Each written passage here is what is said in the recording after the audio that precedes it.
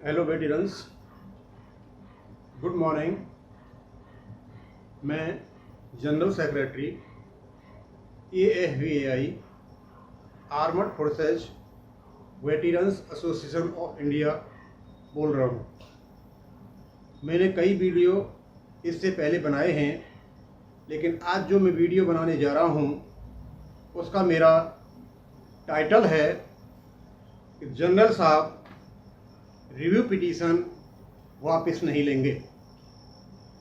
हमने पहले वाले वीडियो में मेजर जनरल सतवीर सिंह साहब से रिक्वेस्ट किया था कि आप अपनी review petition RP supreme court खुलते ही, जो 4 जुलाई को खुल रहे हैं, वापस लें, जिससे हमें ORP 2 मिलने का रास्ता साफ हो सके। उन तक हमारी खबर पहुंची और उन्होंने डिसीजन लिया कि वो रिव्यू पिटीशन किसी भी हालत में वापस नहीं लेंगे और अंत तक इसकी लड़ाई लड़ेंगे।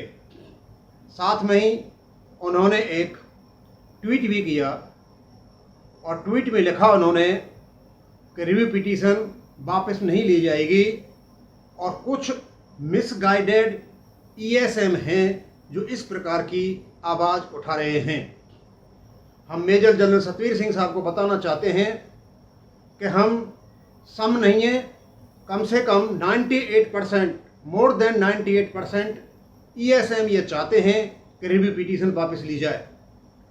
और साथ में आपने कहा है कि हम मिसगाइडेड हैं। मिसगाइडेड के बहुत सारे अर्थ निकलते हैं।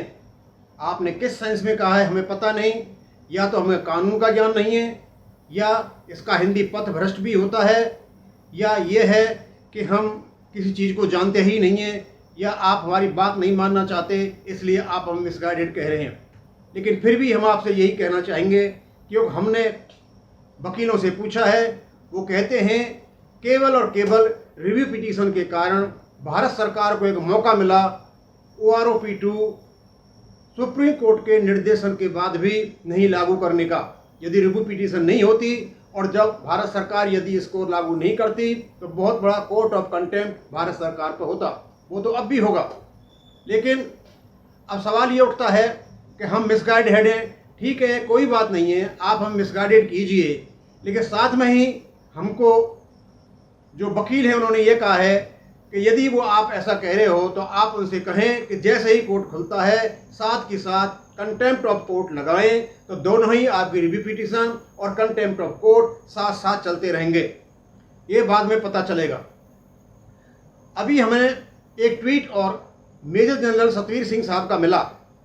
उसमें उन्होंने लिखा कि भारत सरकार सुप्रीम कोर्ट में एक्सटेंशन के लिए गई है 3 मंथ्स के लिए, और सुप्रीम कोर्ट में जाने का मतलब होता है कि भारत सरकार 2000 करोड़ रुपए का जो एरियर देने का मन बना रही थी उसको टालने का मन बना रही है। ये हमारे लिए एक बड़ी ही अजीबोगरीब प्रकार का ट्वीट था। हम समझ नहीं पा रहे थे कि अभी तक भारत सरकार ने ऐसा कोई भी संकेत नहीं दिया है कि वो 2000 करोड़ रुपए का वेटरन्स को एरियर देने का मन बना रही है। वो सिर्फ एक इकोनॉमिक्स टाइम्स की न्यूज़ थी, और इकोनॉमिक्स टाइम की न्यूज़ को हमारे YouTube चैनल्स ने बहुत लंबे चौड़े स्तर पर इसको प्रसारित किया, और अंत में इसका कोई अभी तक तो कोई रिजल्ट निकला नहीं है। लेकिन सुप्रीम कोर्ट के सरकार में जाना और उसको 2000 करोड़ रुपए के एरियर से जोड़ना, ये इस बात की ओर इंगित करता है कि यह एक बनाई हुई बात है। अदरवाइज अब तक इतने दिन तक भारत सरकार या तो 2000 करोड़ रुपए को अपना स्टैंड क्लियर करती, या फिर ये बताती कि हम सुप्रीम कोर्ट जा रहे हैं, लेकिन अभी तक इस पे कोई भी नहीं आया है। हमने आपस में जब बातचीत करते रहते हैं, हमारे पास फोन कॉल्स भी आते हैं, हम एक्सपर्ट से, बहुत एक्सपीरियंस्ड और मैच्योर्ड पर्सन से जब बातें करते हैं तो हमको एक किसी बहुत ही मैच्योर्ड एक्सपीरियंस्ड व्यक्ति ने बताया, और उसने एक बढ़िया ही अजीबोगरीब हमारे सामने समस्या रखी। उन्होंने कहा कि आपका जो ORP का जो केस है जो सुप्रीम कोर्ट में लड़ा गया, वो पॉलिटिकली मोटिवेटेड केस है। हम समझ नहीं पाए कि इस व्यक्ति ने इस प्रकार की बातें कैसे की।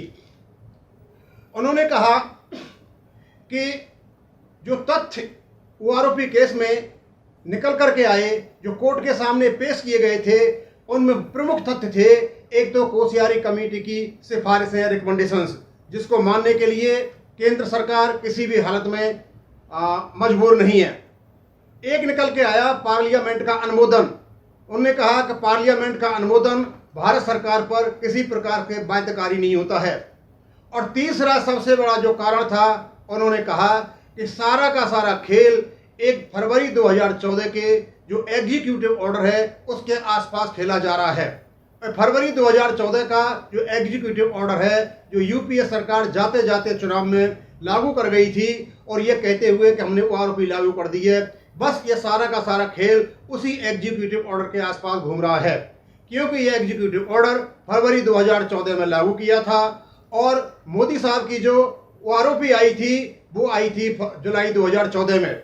सिर्फ और सिर्फ इस जुलाई 2014 की डेट को फरवरी 2014 की डेट कराने के लिए ये सारा स्वांग रचा गया था, ये सारा खेल रचा गया था। और हमने पूछा था इसके क्यों, ऐसा क्यों, हमें तो फायदा होगा फरवरी 2014 में जेल लगाने के लिए। बोला हाँ आपको फायदा होगा, लेकिन पॉलिटिकली ये उधर यूपीए के लिए शिफ्ट हो जाएगा। यानी ये कहा जाएगा कि जो ओआरओपी दी है वह मोदी साहब ने दे करके यूपीए सरकार ने, यानी कांग्रेस सरकार ने दी है, और ये उसी के लिए खेल रचा गया था। और सारा का सारा जिक्र जो सुप्रीम कोर्ट का केस हुआ था उसमें इसी का ज़्यादा जिक्र हुआ था। एग्जीक्यूटिव ऑर्डर जो 2014 फरवरी 2014 में निकाला गया था वो बिल्कुल इलीगल था। न कोई कैबिनेट मीटिंग हुई थी, ना उसका कोई प्रोसीजर था, ना उसका कोई नोटिफिकेशन था, और सुप्रीम कोर्ट ने उसको टोटली रूप से एक इलीगल एग्जीक्यूटिव ऑर्डर माना। और यही कारण था कि इनकी जो ओआरओपी थी वो कैंसिल हो गई। उसके बाद जैसे ही ओआरओपी कैंसिल हुआ, वो ओआरओपी केस, तो साथ में कोर्ट ने नोटिफिकेशन को वैलिड माना, और वैलिड मानते हुए कोर्ट ने कहा कि इसको 3 महीने के अंतर्गत लागू किया जाए। उन्होंने साथ में एक बात बहुत मज़ेदार कही, और उन्होंने ये भी कहा कि कोर्ट ने बड़े ही स्पष्ट शब्दों में कहा है कि समान रैंक और समान सर्विस वाले जो कर्मचारी हैं, ये कोई लीगल बाइंडिंग नहीं है, ये कोई लीगल ऑब्लिगेशन नहीं है कि उनकी वेतन भी समान हो। इस पर भी ध्यान देने की बात है। दूसरा उन्होंने ये कहा कि ऐसा इस केस में कुछ भी नहीं है, क्योंकि एमएससीपी तो कोर्ट ने पहले ही लागू कर दी है, और 2018 की जो फिगरें आएंगी उनमें एमएससीपी ऑलरेडी एम्बेडेड होगी। हमें उनकी बात में कुछ दम लगा। और उन्होंने दूसरी बात ये कही कि ये पॉलिटिकली मोटिवेटेड केस है, और आगे और बढ़ के कहा क्योंकि ये देखा गया है कि जंतर मंतर पर बैठे हुए जो हमारे एक्स सर्विसमैन हैं वो किसी पॉलिटिकल ग्रुप से अटैच्ड हैं, वो पॉलिटिकल ग्रुप को अपने यहाँ पर प्लेटफॉर्म देते हैं, वो पॉलिटिकल ग्रुप की मीटिंग्स में जाते हैं और एक्स सर्विसमैन का समर्थन डिक्लेयर भी करते हैं, और ऐसा हमने देखा भी है।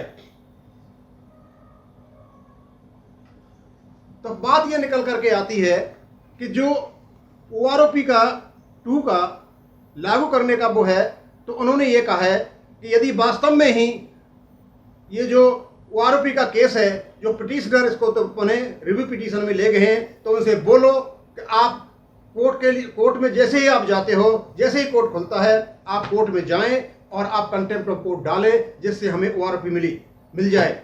और यदि वो नहीं डालते हैं तो इसका मतलब ये है कि इसे वो लम्बा खींचना चाहते हैं। वो नहीं चाहते कि एजुटेशन खत्म हो जाए, और एजुटेशन को आगे बढ़ाने के लिए उनके निहित स्वार्थ हैं। थैंक यू, धन्यवाद।